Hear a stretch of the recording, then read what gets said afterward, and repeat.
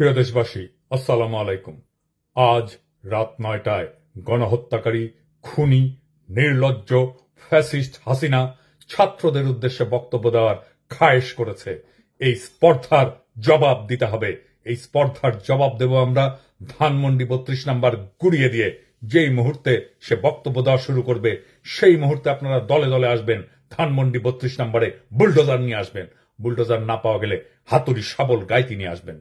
Dhanmondi ৩২ number আজ থেকে আর থাকবে না। ইতিহাসের দায় মোচন করবেন। ফ্যাসিবাদের আতুর ঘর নিশ্চিহ্ন করতে আসবেন। গান গাইতে গাইতে আসবেন, স্লোগান দিতে দিতে আসবেন, সন্তানের হাত ধরে আসবেন। মুখে হাসি আর বুকে প্রতিরোধের আগুন নিয়ে আসবেন। ফ্যাসিবাদের ধ্বংসস্তূপের উপরে ছাত্র জনতার বিজয় নিশান উড়াতে আসবেন। আজ রাত ৯টায় সেই ইতিহাস রচিত হোক।